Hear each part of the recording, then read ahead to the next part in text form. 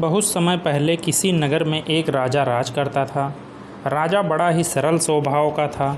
राजा को विद्या ग्रहण करने का बहुत शौक था, इसलिए राजा पढ़ना चाहता था।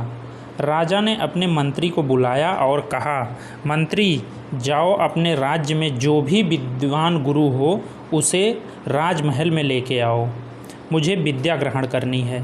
मंत्री ने कहा, ठीक है महाराज, हम कल सुबह गुरु की खोज में अपने पूरे राज्य में भ्रमण करेंगे और जो भी विद्वान गुरु मिलेगा उसे हम राजभवन में ले आएंगे। अगली सुबह मंत्री ने गुरु की खोज में निकल पड़ा। मंत्री ने पूरे राज्य में ढूंढा, लेकिन उन्हें कहीं पर कोई गुरु नहीं दिखा। कुछ देर में ही शाम होने वाली थी, इसलिए मंत्री ने सोचा कि चलो अब लौट चलते हैं। मंत्री महल की ओर चल दिया। लौटते वक्त उसे एक जंगल में एक गुरु दिखाई दिए, जो एक पेड़ के नीचे ध्यान लगाए हुए बैठे थे। मंत्री जी घोड़े से नीचे उतरकर गुरु जी के पास आए। मंत्री जी ने गुरु जी को प्रणाम किया और कहने लगे, गुरुवर, आपसे एक विनती है कि राजा विद्या ग्रहण करना चाहते हैं।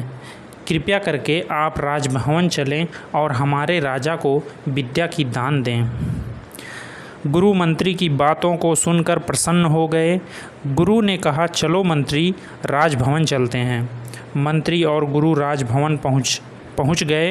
राजा ने बड़े ही आदरपूर्वक गुरु का स्वागत किया।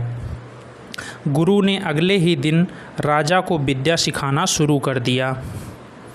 विद्या ग्रहण करते हुए राजा को बहुत समय हो गया, परंतु राजा को विद्या समझ में नहीं आ रही थी। गुरुजी राजा को पढ़ाने के पीछे बहुत मेहनत करते थे, फिर भी राजा को समझ नहीं आ रहा था। एक दिन राजा ने सोचा कि गुरु द्वारा दी हुई शिक्षा को मैं क्यों नहीं समझ पा रहा हूँ। यही जानने के लिए राजा ने यह प्रश्न अपनी रानी से किया। रानी ने जवाब दिया कि मुझे क्या मालूम, यह प्रश्न आप अपने गुरुजी से पूछिए। राजा ने अगले दिन बड़े ही धीमे स्वर में गुरु से कहा, गुरुवर, आप यदि बुरा ना मानो तो आपसे कुछ कहना चाहते हैं। गुरु ने कहा, हाँ राजन, बोलो, क्या कहना चाहते हो। राजा ने कहा, हमें विद्या ग्रहण करते हुए काफ़ी समय हो गया, लेकिन आपके द्वारा दी हुई विद्या हमारे समझ में नहीं आ रही है। गुरुजी ने राजा से कहा, महाराज, बहुत छोटी सी बात है, लेकिन आप अपने बड़े होने के अहंकार में समझ नहीं पा रहे हैं। इसी वजह से आप दुखी और परेशान हैं। राजा ने कहा, गुरुवर, मैं कुछ समझा नहीं, अपनी बात को स्पष्ट रूप से कहें। गुरु ने फिर से कहा, माना कि आप बहुत बड़े राजा हैं, आप हर प्रकार से मुझ में पद में और प्रतिष्ठा में बड़े हैं, फिर भी यहाँ पर हमारा और तुम्हारा रिश्ता गुरु और शिष्य का है। आप खुद बड़े सिंहासन पर और गुरु को छोटे आसन पर बैठाते हो, और तुम ही बताओ राजन, तुम्हें विद्या कैसे समझ में आएगी। राजा गुरु की बात को पूरी तरह समझ गया। राजा ने फिर गुरु को ऊंचे सिंहासन पर बैठाया और खुद छोटे से आसन पर बैठ गया।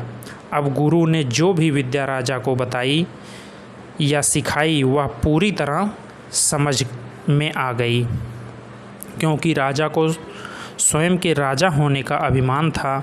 यही अभिमान उसे ज्ञान ग्रहण करने में बाधक था, क्योंकि गुरु को हमेशा ऊंचा आसन देकर ज्ञान ग्रहण करने वाले को नीचे आसन पर बैठकर ज्ञान ग्रहण करना चाहिए। दोस्तों, कहानी कैसी लगी कमेंट करके ज़रूर बताएं और ऐसे ही कहानियाँ देखने के लिए चैनल को सब्सक्राइब करें। धन्यवाद दोस्तों।